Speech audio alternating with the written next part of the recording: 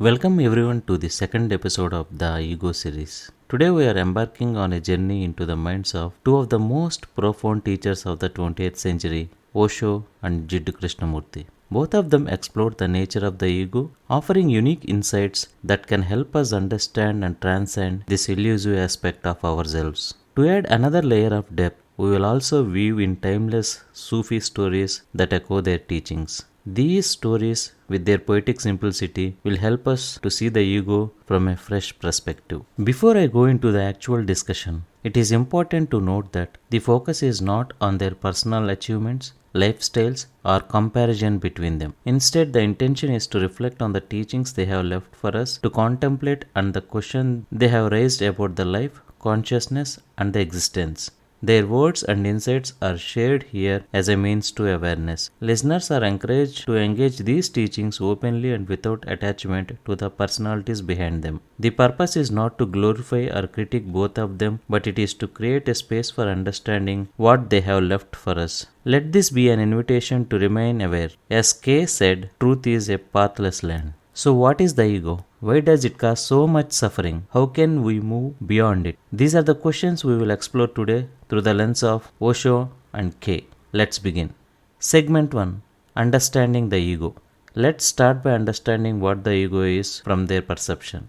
Both Osho and Kay saw the ego as a central obstacle to self-realization, but they described it in their own unique ways. Osho often described the ego as a false sense of self, a mask we wear to navigate the world. He believed the ego is born out of comparison, competition, and the need for approval. The ego is not something that you are born with, it is something that you accumulate. It is your past, your memories, your experiences, your identifications. The ego is like a shadow.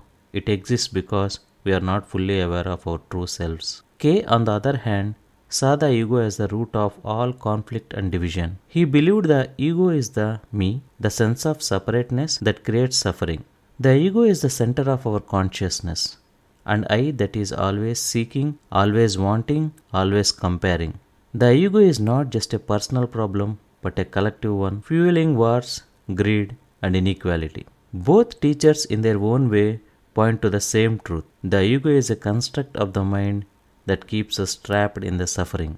Story time. Once a seeker came to a Sufi master and asked, "What is the ego?" The master handed him a cup of tea and began pouring it. The cup filled to the brim, but the master kept pouring.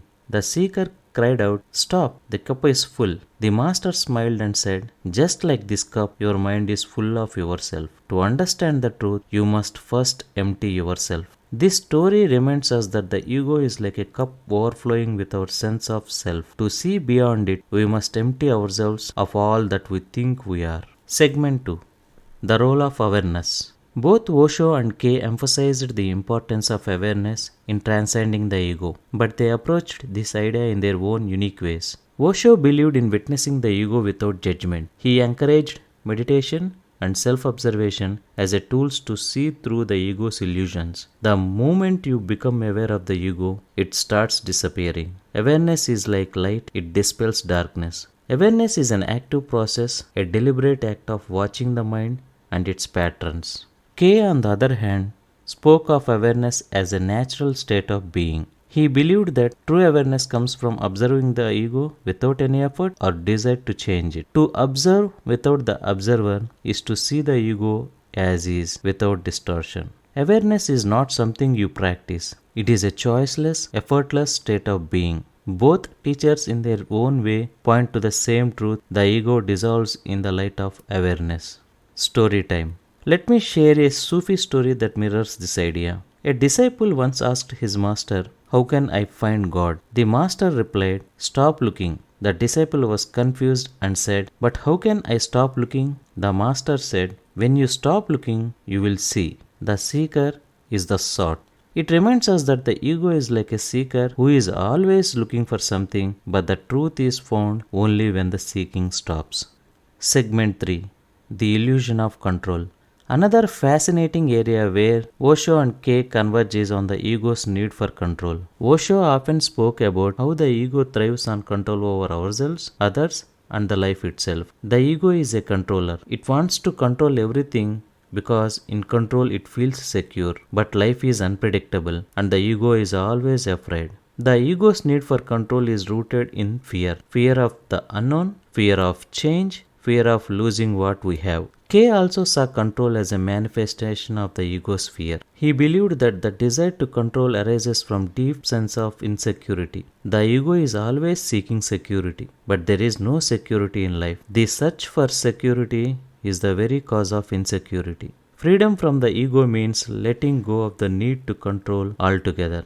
Both teachers remind us that the ego's need for control is ultimately futile. True freedom lies in surrendering to the unknown. Story time. A man was walking through the desert, desperately searching for water. He came across a well, but there was no bucket to draw water. Frustrated, he cried out to God, "Why have you brought me here only to torment me?" Just then, a voice from the sky said, "Empty your pockets." The man did so and found a small cup. He used it to drink from the well and realized that the solution was within him all along. The ego's need for control is like man's frustration. It blinds us to the simplicity of what is. The Sufi masters remind us that the answers we seek are often within us, if only we let go of our need to control.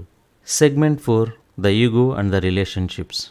How does the ego affect our relationships? Let's explore this through the lens of Osho and K. Osho believed that the ego turns relationships into power struggles. In love, the ego disappears, but if the ego remains, love becomes a battlefield. Love is the ultimate antidote to the ego. When we truly love, the ego dissolves and we experience a deep sense of connection. K saw relationships as a mirror of the ego. He believed that true relationship is only possible when the ego is absent. In relationship, the ego is exposed. It is only when the ego is absent that there can be a real communion. Relationships are a powerful tool for self-discovery. Story time.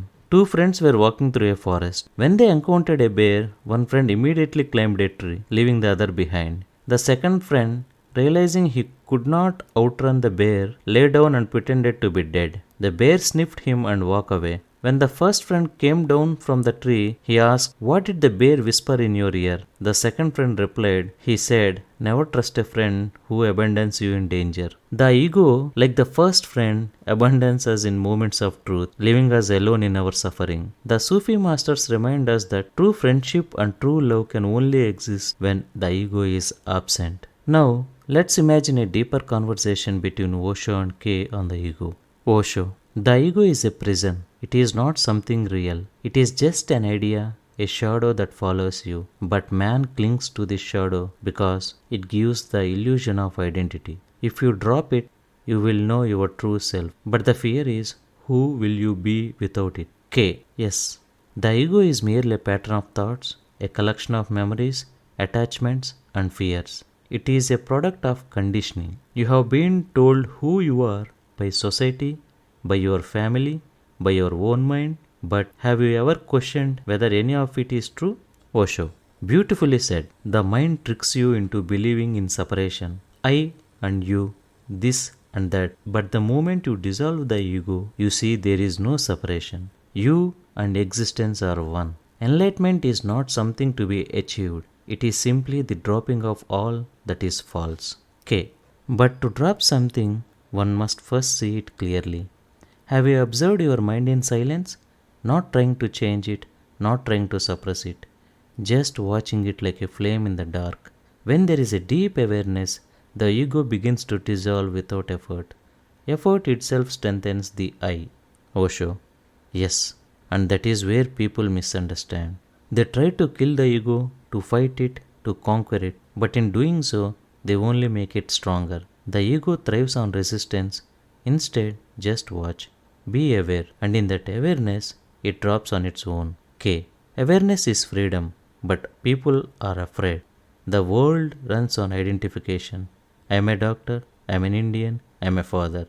All these roles gives a sense of security. To live without identification is terrifying because it leaves one in the unknown.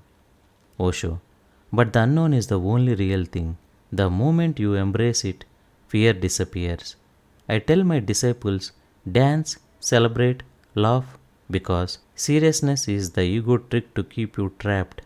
If you can laugh at yourself, The ego has no power over you.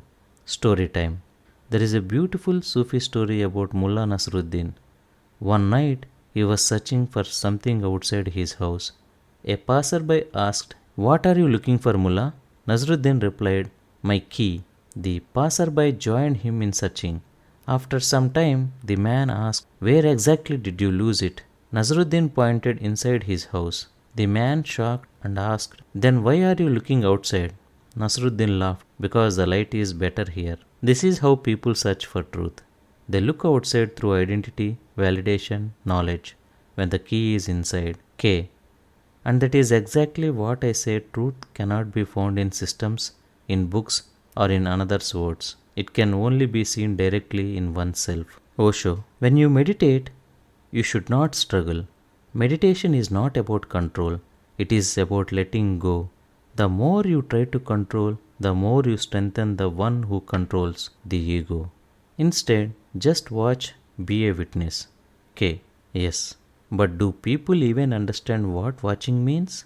It is not mechanical observation. It is not merely sitting with closed eyes. It is an intense, deep inquiry where every movement of thought is seen, every whisper of the mind is heard without judgment. Osho. Judgment is one of the strongest weapons of the ego. The moment you say, "This is good, this is bad," you have divided reality. You have brought duality into the present, and duality is the game of the ego. You speak of observing the ego without effort, but how can one observe without a method? The mind is so restless. K. Any method is still within the realm of ego. True observation is choiceless, without the desire to change or control. Osho. But is it not the mind itself the ego? How can it observe itself? K. When the mind is utterly still, the observer and the observed become one. That is the end of the ego. Osho. And what about love? Can love dissolve the ego? K. Love is not an emotion. It is the absence of the ego. When the ego is not, love is.